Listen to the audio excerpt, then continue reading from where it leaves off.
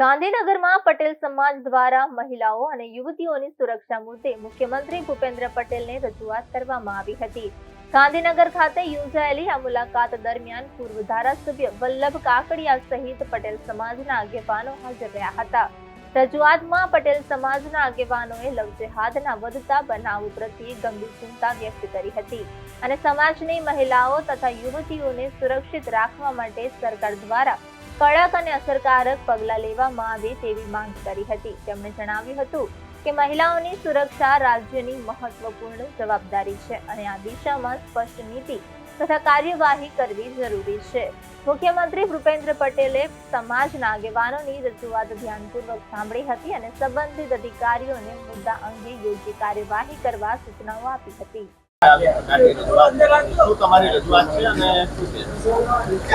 અમે રજૂઆત ગઈકાલે મુખ્યમંત્રીને પણ કરી હતી, આજે હર્ષ સંઘવીને કરી હતી કે ભાઈ જે મા બાપો ગામડામાં રહેતા હોય, દીકરીઓને શહેરમાં ભણવા મોકલે છે, શહેરમાં અમદાવાદમાં આવતા હોય, સુરત આવતા હોય કે જ્યાં ત્યાં એને કોલેજમાં એડમિશન મળે ત્યાં મોકલતા હોય છે। પછી ઘણા જે રોમિયો ફરતા હોય છે આચા ખોટા, જે ખરેખર પોતે પોતાના ધંધોય ન કરતા હોય, કાં તો માગીને ગાડી લઈને ફરતા હોય અને આ દીકરીઓને ફસાવી અને જે લગ્ન કરે છે ભગાડીને, એના અનુસંધાનમાં અમે સરકારમાં રજૂઆત કરી। ગઈકાલે મુખ્યમંત્રી ભૂપેન્દ્રભાઈને કરી છે અને આજે ગૃહમંત્રી સાહેબને અને ડેપ્યુટી સીએમને પણ રજૂઆત કરી કે ભાઈ આ મા બાપની સંમતિ લેવી જરૂરી છે। કોઈ પણ દીકરી, જ્યારે દીકરી 20 વર્ષ 25 વર્ષ એને પાળીને મોટી કરી હોય અને પછી ગમે ત્યાં ભાગી જાય અને પછી જ્યારે પોલીસમાં ફરિયાદ થાય, પોલીસમાં મળવાનું થાય તો હું ઓળખતી નથી, આવા પ્રસંગો બનતા હોય છે।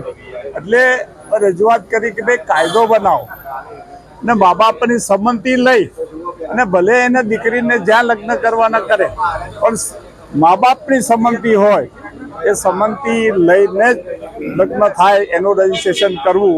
એવું અગાઉ પણ સમાજે રજૂઆત કરી હતી, અમે પણ રજૂઆત કરી છે, અગાઉ અમે પણ કરી હતી અને હવે પણ કરી છે કે ભાઈ કાયદો આ વખતની વિધાનસભામાં જ બને એવું અમે ઈચ્છા રાખીએ છીએ। એટલે અમદાવાદમાં 12 ઘટકો છે, આખા અમદાવાદમાં યુવા પટેલ સમાજના બધા આગેવાનો અત્યારે હાજર છે। પરસોત્તમભાઈ છે, ભાઈ દિનેશભાઈ છે, ભાઈ પરેશભાઈ છે, અમે બધા આજે રજૂઆત કરી, સમૂહ રજૂઆત કરી છે અને સરકારે એમાં પોઝિટિવ, મુખ્યમંત્રીએ પણ પોઝિટિવ કીધું છે અને ગૃહમંત્રીએ પણ પોઝિટિવ કીધું છે કે આમાં કાયદો બનાવશે।